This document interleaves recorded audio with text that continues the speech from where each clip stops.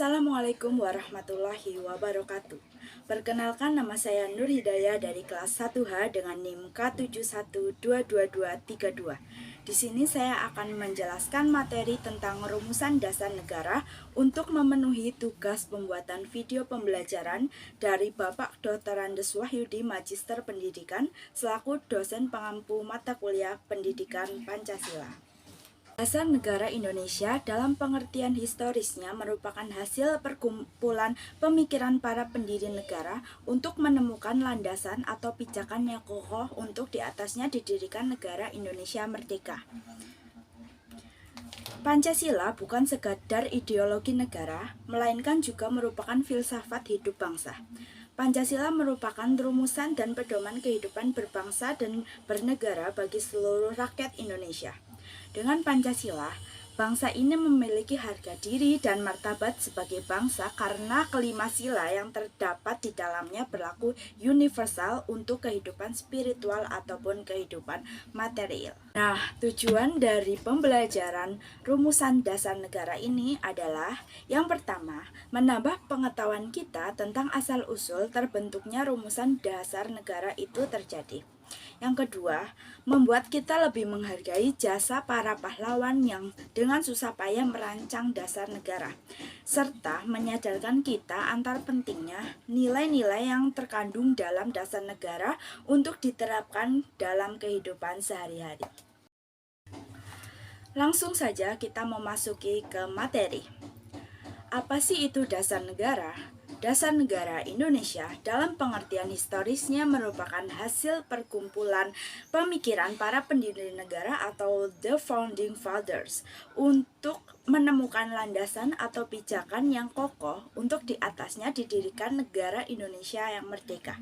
Perumusan Pancasila ini dilakukan secara formal dalam sidang-sidang BPUPKI pertama, sidang Panitia 9, sidang BPUPKI kedua, dan akhirnya disahkan secara yuridis sebagai dasar filsafat negara Republik Indonesia.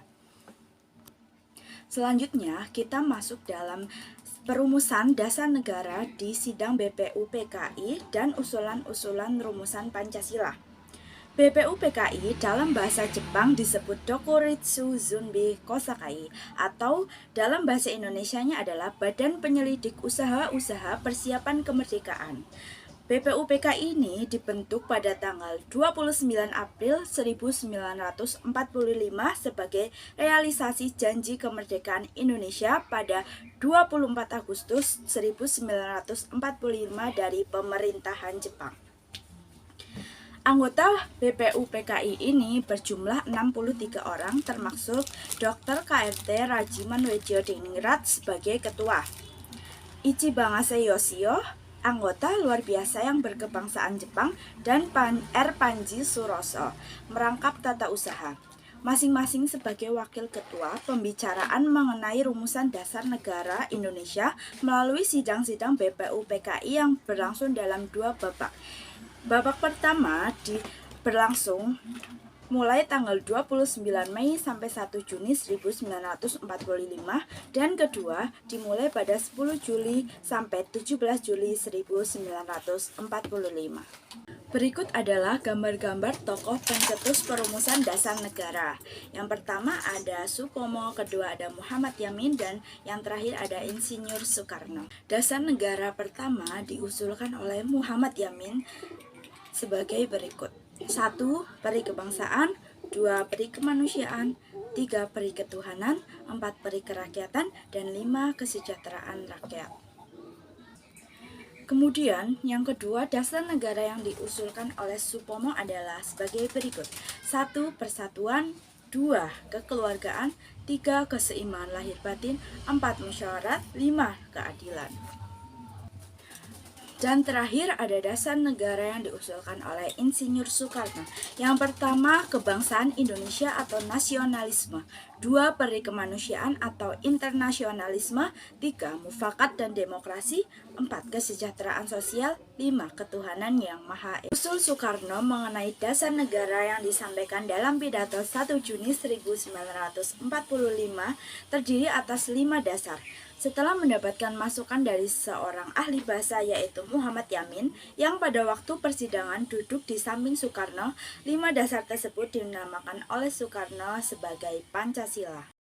Nah, setelah Soekarno berpidato pada tanggal 1 Juni 1945, sidang BPU PKI pertama itu berakhir.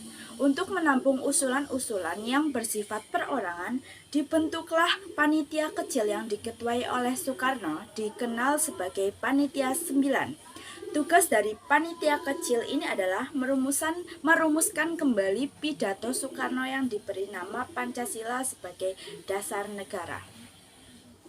Panitia 9 ini kemudian memiliki 9 orang perumus yang selanjutnya dikenal dengan anggotanya, yaitu 1. Ki Bagus Hadikusuma, 2. Kiai Hadi Wahid Hasim, 3. Muhammad Yamin, 4. Ahmad Suparjo MRA Amaramis, 5. Abdul Qohar Muzakir, 6. Abi Kusno Cokro Suyoso, 7. Muhammad Hatta, 8. Haji Agus Salim, dan 9. Soekarno sebagai ketua. Dalam sidang BPU PKI kedua ini dilakukan pada tanggal 10 Juli 1945. Soekarno melaporkan bahwa sidang Panitia 9 telah berhasil merumuskan Pancasila. Rumusan Pancasila dari Panitia 9 itu dikenal sebagai Piagam Jakarta atau Jakarta Charter. Bunyi dari Piagam Jakarta yaitu 1. Ketuhanan dengan kewajiban menjalankan syariat-syariat Islam bagi pemeluk-pemeluknya. 2. Kemanusiaan yang adil dan beradab. 3. Persatuan Indonesia. 4. Kerakyatan yang dipimpin oleh hikmat kebijaksanaan dalam permusyawaratan perwakilan. 5. Keadilan sosial bagi seluruh rakyat Indonesia. Ketika para pemimpin Indonesia sedang sibuk mempersiapkan kemerdekaan, menurut skenario Jepang, secara tiba-tiba terjadi perubahan peta politik dunia. Salah satu penyebab terjadinya ialah takluknya Jepang terhadap sekutu. Peristiwa itu ditandai dengan jatuhnya bom atom di kota Hiroshima pada 6 Agustus 1945. Sehari setelah peristiwa itu, yaitu pada tanggal 7 Agustus 1945, pemerintah penduduk Jepang di Jakarta mengeluarkan maklumat yang berisi 1. Pertengahan Agustus 1945 akan dibentuk Panitia Persiapan Kemerdekaan bagi Indonesia atau PPKI. 2. Panitia itu rencananya akan dilantik pada 18 Agustus 1945 dan mulai bersidang pada 9 Agustus 1945. Yang terakhir adalah direncanakannya 24 Agustus 1945 Indonesia dimerdekakan. Maka pada 9 Agustus 1945 badan tersebut dibubarkan oleh pemerintah Jepang. Pengesahan rumusan Pancasila sebagai dasar negara.